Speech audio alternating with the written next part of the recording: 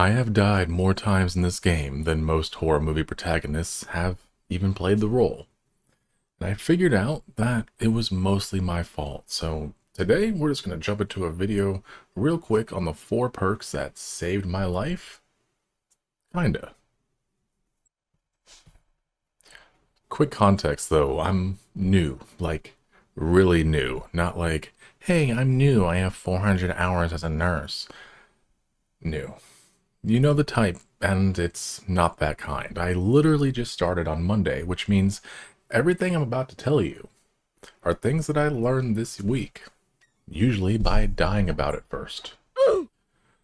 I tried all the meta tier lists that my friends and people had sent over to me, and the unfortunate part about them was that they require you to be good and to know what perks really are before you can use them properly, not to mention actually unlocking them in the first place.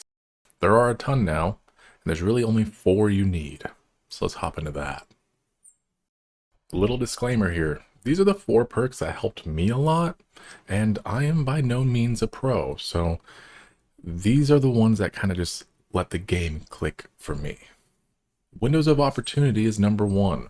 This is one of the only ones on this list that's going to require you to actually level somebody up. So Kate Denson's perk, what it really does is it just shows the aura of every pallet, vault, and breakable wall within about 32 meters of where you are at any given time.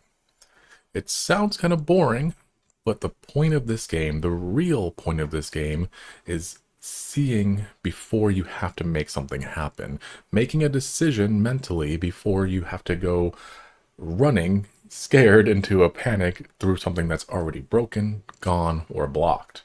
And being visual is what allows us to do this. And before this perk, I would just run around and try to loop indiscriminately. I had no idea where I was going, no idea on which direction to take, no idea where double pallets were or double windows were, where I could loop efficiently.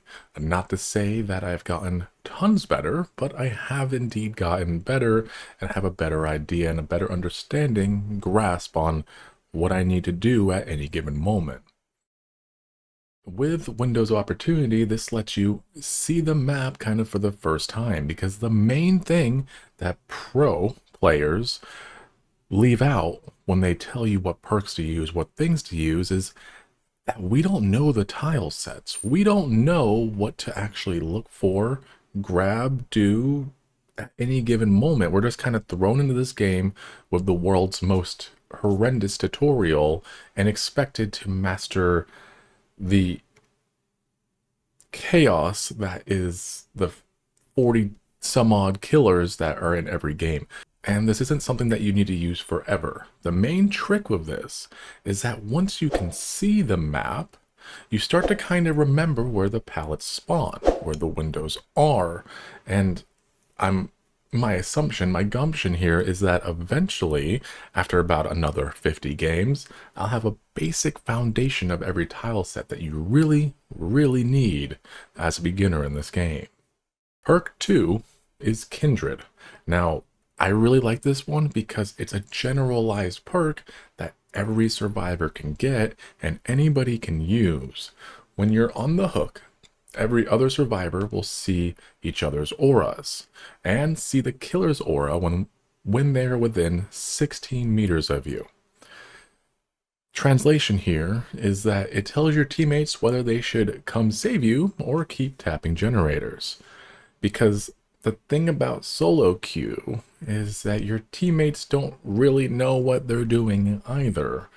They're all just kind of running around like chickens with their heads cut off in the middle of a fire, trying to save you during the fire. So nobody's coming, or you're just staring there at the entity for 60 seconds, wondering if this is your life now. And for a majority of games, it was definitely mine. The point is, though, that Kindred fixes that, not by making your teammates smarter. That's impossible. Sorry, no-brainers, but by giving them the information they need to make a good call. And selfishly, When you're not the one on the hook, Kindred will show you where the killer is so you can see if they're camping, so you can either, keep tapping gens or try to help your fellow survivor. Because we all know that no man's left behind in this game, right? Right? The next one here, the third perk in this is called Bond. Now, this is not generalized, but most people have played Dwight from the beginning because he's the first survivor you get.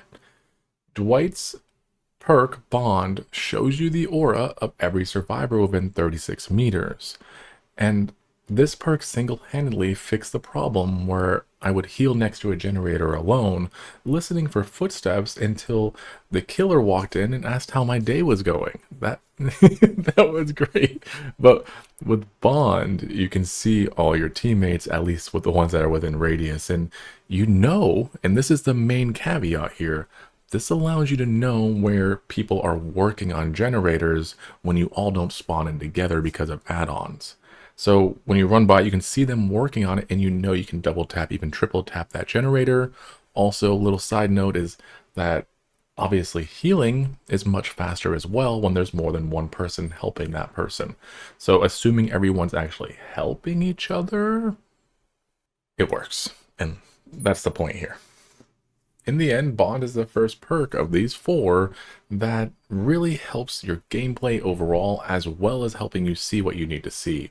It allows co-op healing to be faster, double tapping, triple tapping gens to be obviously much faster, and it actively lets you do just everything in the game just a little bit faster, assuming your teammates and you are on a moderately equal playing field, which goes on to be said. And it's really the perk equivalent of like turning the subtitles on, because suddenly things start to make a little bit more sense. Nice. So perk 4, and this has an honorable mention as well because it's the first true game perk, and it's your first real exhaustion perk. So you have two options here, and it's really up to your playstyle and how fast you pick up the game. Those come down to sprint burst or lith. One's from Meg, who everyone says they get in the first place, and the other one's from Fang. The gripe with these is that exhaustion perks can only be used one at a time, so you can't have multiple on your perk list. I mean, I guess you could, but you're wasting a space. The way Sprint Burst works is that once you click your sprint button, you'll sprint at 150% speed for 3 seconds. Then you're exhausted, which is kind of the game's way of saying sit down, you've done enough. But that perk is now gone for 60 seconds. So if you're using it properly, it's an incredible tool to get away from most killers. The catch there, though, is that although it's an incredible perk, it has a very steep learning curve. At first, you'll kind of just waste it constantly, and that's why I say you can swap this out with the Lith perk. What I found when I first started playing the game was that I would go and sprint everywhere, and then when a chase would happen, I was curious as to why I wasn't getting away, and it's because of that 60-second cooldown that I wasn't paying attention to. That's kind of the concept in a very layman's terms sort of way. Now, Lith or Leaf, or however you want to pronounce it, is much easier to comprehend because you can still sprint wherever you want to sprint without using your exhaustion. But once you hit a window or a pallet that's been dropped, you'll get another boost of speed, which is great as well for getting away. Just keep in mind that your normal sprint will still only go for so long. So ideally, you do the same thing, drop pallet, use lift to get over, and then zoom, zip, zap, zop out and get as far away as you can from the killer. If you can do that properly, then lift might be a better option for you. But in the beginning, it's an incredibly hard option without windows of opportunity, and that brings us full circle. That's why all of these, as a beginner, are the main 4 core skills that I would go for, especially when you don't know the tile sets that you're on. Once you get that down, you can start putting in some of the more meta, more gangster perks, and continue on with your life and your journey here. My goal really is just to get you started without having too much headache. So anyways, that's the build. TLDR. TLDR. A windows of opportunity to see the map. Kindred to coordinate. Bond to actually find your team. And Sprint Burst, or Live, to actually live through your chases. Are these the best perks in the game? No, absolutely not. Are they the perks that are teaching me the game right now? Absolutely. And the big difference is, and honestly, the only one that matters when you're starting out, is that you have a build that makes sense and teaches you what you need to know. At least that's my 2 cents. Next video, guys, I'm going to be doing a very similar take on killers and who to start with, and ranking which ones players should start out with first to learn the M1 mechanics that we'll talk about there as well. And quick caveat for you killer mains out there, nurse is not the answer, no matter what the internet says. Guys, if you really like this video, if you're into it, make sure to drop an emoji, comment, like, subscribe, do the whole thing, whichever, just trying to get my little piece out into this world and hopefully help the new players coming into the community for the first time, because I know it's frustrating. And if you guys want to just come and bitch and sit with me, I'm live on Twitch at 8:30 Eastern, literally as many times a week as I can be. And we have a Discord link there as well. Just put !Discord and jump on in with any questions you have or any video ideas that you think might help the noobs in this community, because I'm one of you. See you in the next one. Peace.